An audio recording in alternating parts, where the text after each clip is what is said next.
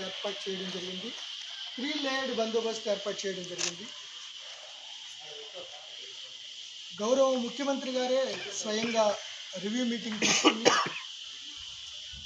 ఎంతో ప్రతిష్టాత్మకంగా 3వసారి భారతదేశంలో జరుగుతున్న ఈ పోటీల్లో ఎక్కడ కూడా ఎటువంటి అసౌకర్యం కానీ అవాంఛనీయ సంఘటనలకు తావివ్వకుండా చూడాల్సిన బాధ్యత local administration as well as police శాఖ మీద ఉందని చెప్పడంతో additional DG Greyhounds Stephen Ravindra గారి ఆధ్వర్యంలో అట్లాగే మా డీజీ గారి పర్యవేక్షణలో ఈ యొక్క బందోబస్తు పూర్తిగా ఏర్పాటు చేయడం జరిగింది.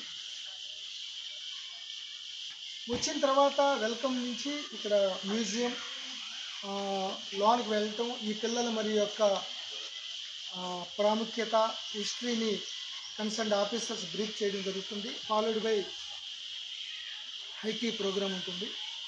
మళ్ళీ తర్వాత ఎన్ రూట్లో ఎక్కడ ఎటువంటి ట్రాఫిక్ అంతరాయం కలుక్కోకుండా వచ్చేటప్పుడు కానీ వెళ్ళేటప్పుడు కానీ సుమారు 100 కిలోమీటర్ల పైనే ఉంది వాళ్ళు బస్సు స్టేషన్ దగ్గర నుంచి ఇక్కడ రావటానికి.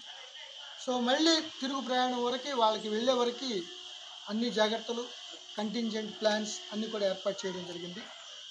ఎవరైతే బయట రోడ్డుకి ఇరువైపులా ఎవరైతే కొంతమంది పాస్ హోల్డర్స్ ఇన్వైటీస్ వస్తారో వాళ్ళందరూ కూడా చక్కగా హుందాగా చాలా మన ప్రతిష్టని మన ప్రాంత ప్రతిష్టని ఇనుమడించే విధంగా వాళ్ళ ప్రవర్తన ఉండాలని మేము విజ్ఞప్తి చేస్తున్నాం.